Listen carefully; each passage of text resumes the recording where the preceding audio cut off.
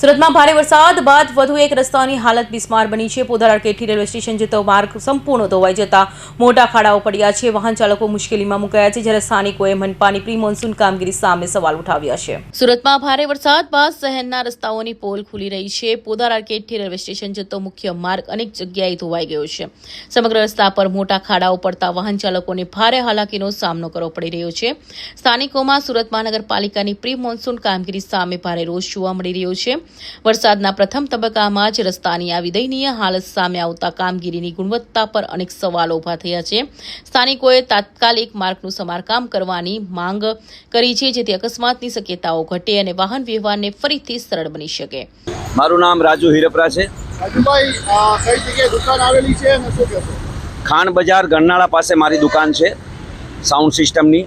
અને વાત એવી છે કે જ્યારે પણ વરસાદનું વાતાવરણ સ્ટાર્ટ થાય એટલે ગરનાળા પાસે પાણી ભરાવાનું ચાલુ થઈ જાય। પાણી એટલી હદે ભરાય છે કે હજી સુધી એનો વર્ષોથી કોઈ પણ પ્રકારનો નિકાલ થયો નથી। અને આ નિકાલ કરવા માટે મને એવું લાગે છે કે આ જન્મમાં તો કદાચ નહીં થાય। પણ મુદ્દાની વાત તો એ છે કે આ રસ્તાઓની અંદર જ્યારે વરસાદ આવે છે અને ખાડાઓ, એટલા મોટા ખાડાઓ પડે છે, એ ખાડાઓનું પણ સમારકામ સમયસર થતું નથી। ગઈકાલની જ વાત કરું કે અહીંયા એક નાનકડો એવો 2x2નો ખાડો હતો। ખાલી 2 ફૂટના ખાડા માટે 12 કર્મચારીઓ હાજર હતા અને એક જેસીબી। હવે 12 જણા એક ખાડાને બોરવા માટે, 2x2ના ખાડાને બોરવા માટે લગાવવામાં આવે 12 જણા, તો બીજે શું કામ થતું હોય? બરાબર છે, સ્વાભાવિક છે। અહીંયા તમે ઠેર ઠેર મોટા મોટા ખાડા જોઈ શકો છો। જ્યારે પાણી ભરેલું હોય ત્યારે ખાડો દેખાવાનો નથી। અસંખ્ય અકસ્માત થાય છે, અસંખ્ય।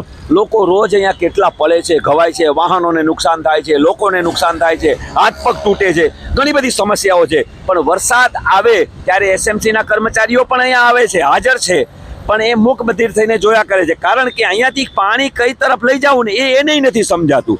વર્ષોથી આનો નિકાલ થઈ શક્યો નથી। એટલે સ્વાભાવિક છે અહીંયા ઘણા સમયથી આ સમસ્યા છે। ગરનાળું બંધ, થોડો પણ વરસાદ આવે એટલે ગરનાળું બંધ, લોકો જાણે છે, સુરતવાસીઓને પણ ખ્યાલ છે।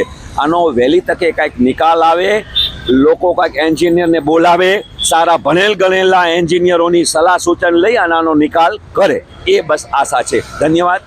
જય શ્રી રામ।